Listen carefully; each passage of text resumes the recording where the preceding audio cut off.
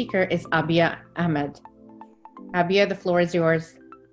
So, Assalamualaikum everyone. So, I'm Abia. I'll be a sophomore at UNC this fall. I'm also a POG scholar, which is a full ride merit scholarship. And my talk today will be a little bit about time management and resources that can really help you succeed in your first year of college and beyond. So, I see one of the most common mistakes that my friends have told me and other people have told me is that they weren't able to balance academics and social obligations. I think students, it's their first time in college, and they sometimes tend to underestimate the time it takes for assignments and test prep. So the important thing to keep in mind is this isn't high school, and college requires a lot of self-studying. So if you go out with your friends or social events most of the nights or most of the days, you will not have enough time to study and do your assignments. And many of my friends would come and tell me I was up until 2 or 3 a.m. playing games or talking with my suite mates. So it's important to keep in mind that in college, almost all of your grades come from tests, and there aren't many tests. Sometimes there can be as little as 2 tests or 3. So it's sad if you regret not studying for a test. So yes, you should relax. Totally, you should go out with your friends. It's a great mental relaxer. But keeping in mind that to get an A or even a B in college requires a lot of work on your part. And dedicating certain times in your week to hang out with your friends or having lunch or dinner with your friends is important. So you're actually spending time with your friends and family and also having enough time to study.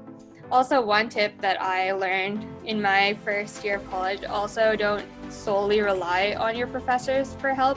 So there are thousands of resources on YouTube and Google. Other colleges put their practice test online. So if you type in the coursename.edu, you'll get sometimes their lecture notes or their test, which can be more helpful than what your professor is giving you. And unlike high school, I had a lot of resources given to me during my high school career, but in college, I learned that you really have to look for those resources yourself. So when you're unclear about something, definitely look it up or get help.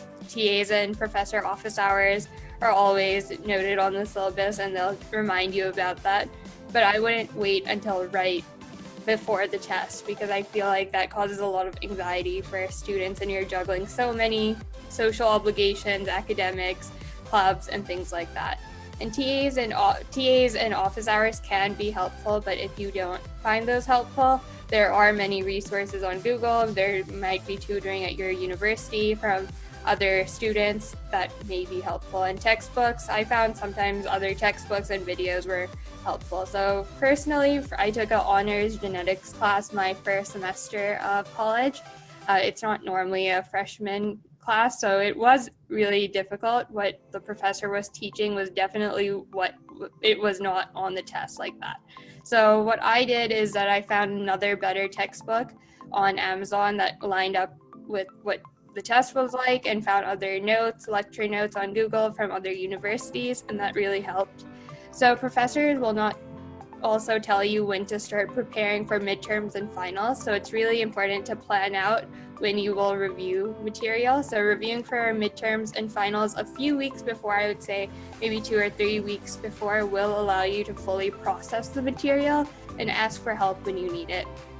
And there are billions of people asking TAs and professors maybe the week leading up to the exam. So sometimes getting your questions in before that can save your time, and you might get your question answered. And especially when you have weeks off where you don't have much work to do, it could be helpful to just look at what upcoming tests you have, because you sometimes start college and your next midterm might be in 3 weeks.